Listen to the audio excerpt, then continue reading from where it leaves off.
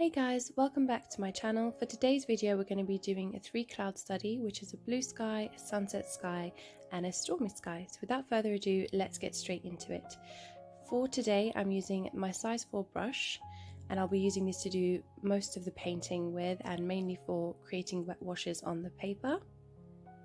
Then I've also got my size 6 Princeton brush and I'll be using this for any smaller details, and then I also have my size 8 by Silver Black, and this is great for removing or blending anything. So using my size 4, I'm just going to be taking some water and we're going to do a wet wash all over the first part of the paper, and I'll be using cerulean blue for the clouds for this first one, and that's the only colour we're going to be using. So I'm just going to go ahead and make sure I'm wetting my paper really nicely and making sure that it isn't going to dry halfway through. So you want your paper to be quite wet and not just lightly damp. And now taking my cerulean blue, I'm just going to be starting at the top and making my way down. There is no specific pattern. You can do a flat wash, you can do swipes to make it a bit more interesting. It's completely up to you. And what I will be doing is making sure that at the top the cerulean blue is a little bit darker, and as we go towards the bottom we're going to be keeping it more light.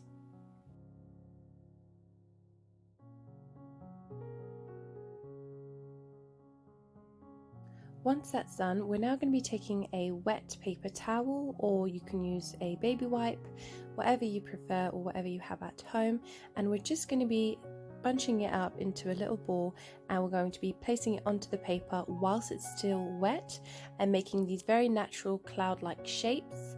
I decided I want quite a lot of clouds for this study, just to be able to show how many different shapes and how the vibrancy of clouds can come out when you use this technique. So just feel free to decide how many clouds you want, that you can do more, you can do less.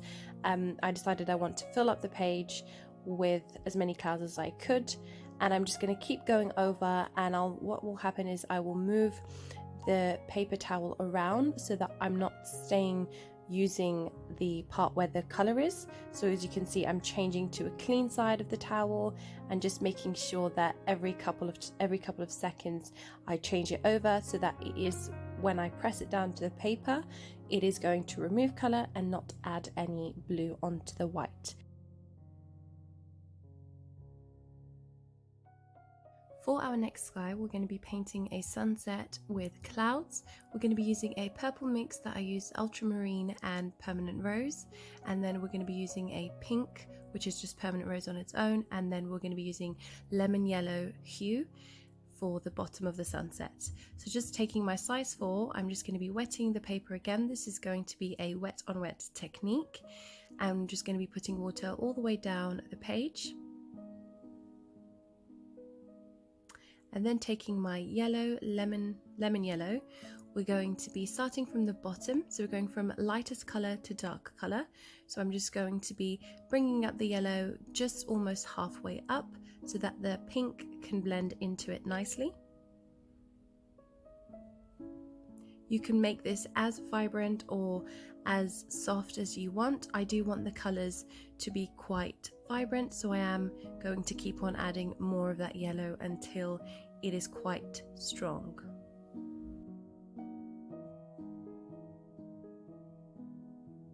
Taking Permanent Rose, I'm now just going to be starting in the middle of the page, and I'm just going to be taking the color up and then also bringing it down so that it blends into the yellow whilst the page is still wet. This is very important when you do this with watercolors. Whenever you're making a sunset or a sky, that you do the work and you do the painting and all of your strokes and adding your colors whilst it is wet. Otherwise you're going to have very harsh lines that are going to be very hard to blend, and it will cause the paints to separate once they're dry if you try to fix it.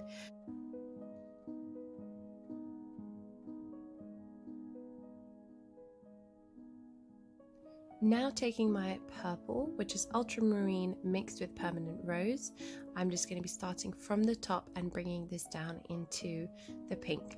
I did find that when I put it to the paper it was a little bit too pale for me, so I made sure just to add in a little bit blue so that it would be a bit more cool toned and also darker in colour. And I'm doing the same technique as I did with the pink and the yellow. I just start from the top and I bring it into the pink so that the colours will blend with each other.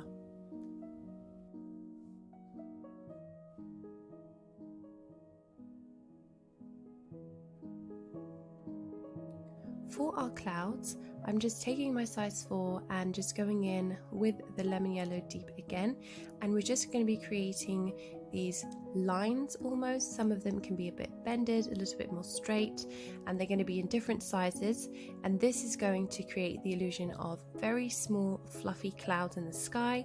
And where the yellow is, you want to make sure that your clouds are yellow. You can add a little bit of pink, but definitely no purple. So the clouds are going to change color as we go up with the sky. So as we go up, the clouds are going to be more pink, and then as we go to the top of the sunset, they're going to be more purple, as they would be naturally in a sunset. So just taking my pink, I'm doing the same thing that I did with the yellow color, and I'm just adding small little clouds as well as big larger ones. And when it's going to dry, they are not going to look like lines, they are going to spread because the page is wet, and they're going to look very soft and very fluffy clouds.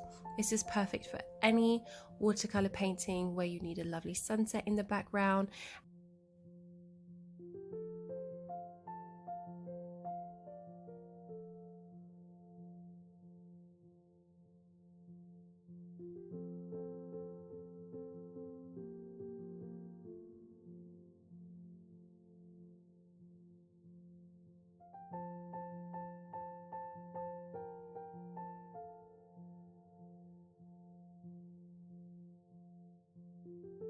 And then using a clean brush, you also can take a size 4 or whatever size brush you prefer, or your favorite brush, and you're just going to go underneath the clouds and you're going to remove some of the color. As you can see here, there are some white paler strokes, and what this is going to do is this is going to highlight the clouds and just to give them a bit more depth and show which direction the sunlight is coming from.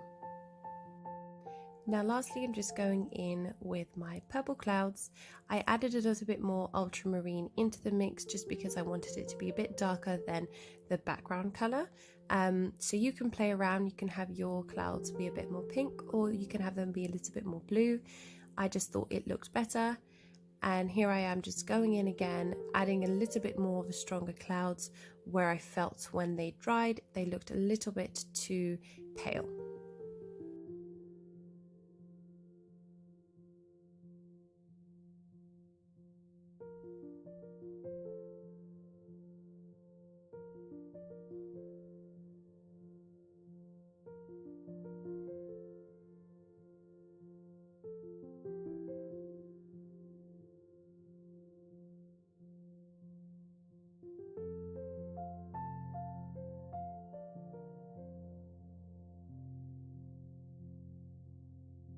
Moving on to our stormy sky, I'm just taking a diluted wash of Payne's Grey and Indigo, which are my two most favorite colors in the palette.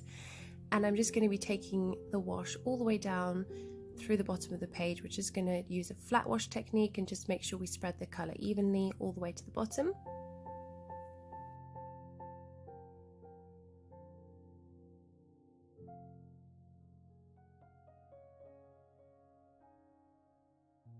I did want to use a gradient effect for the sky, so I just make sure I go again on top of the page and use a little bit more pigment at the top than I do at the bottom, just so that there is a slight contrast and gradient of the color.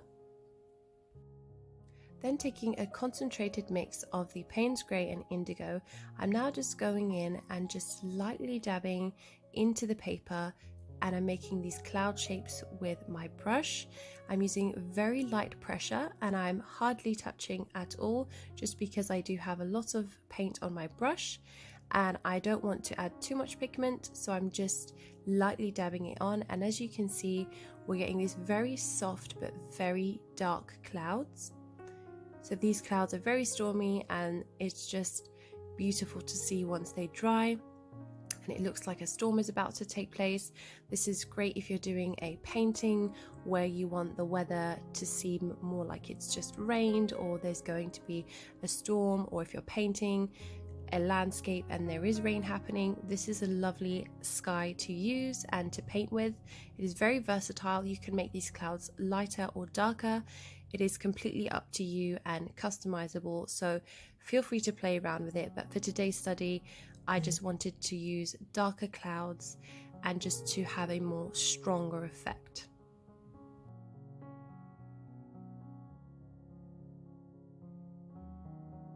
As I go down the page, I'm not going to be dipping my brush anymore into the paint, and I'm actually going to be dipping it in a little bit more water. This is just to lighten the amount of pigment on my brush, and this is going to so that the clouds go with the gradient that we've created. So as we go down the sky, the clouds are going to get lighter.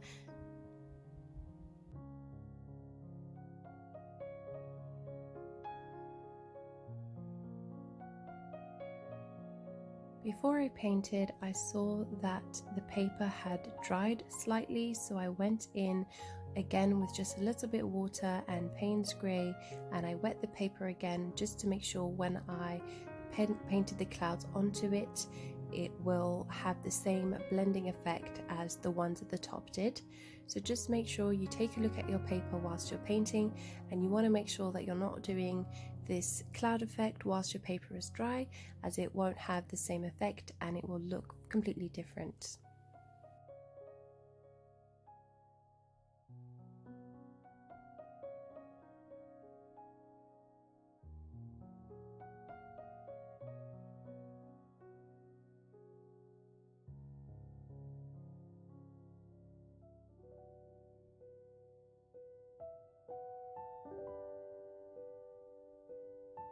Now taking a clean damp brush, I'm just going to go back into the clouds that we first painted, and I'm just going to remove some pigment and create some highlights in the clouds.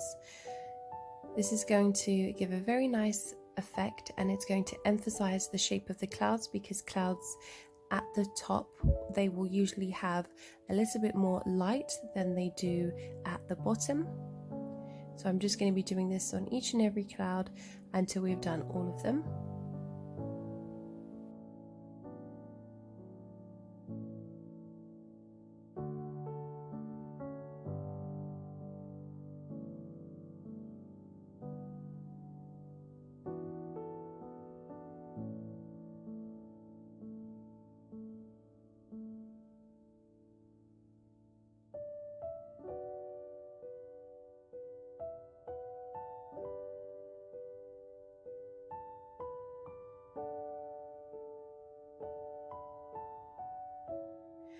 My camera cut off, so it missed when I went over for a second layer with the clouds.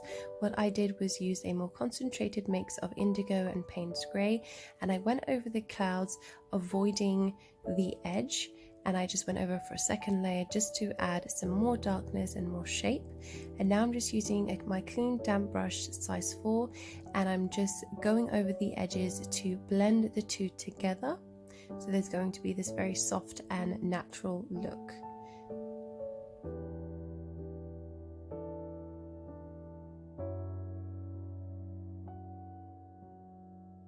Thank you so much for watching today's tutorial. I really hope you enjoyed it. I post art tutorials every week, so please consider subscribing and give this video a thumbs up, and I can't wait to see you in the next video.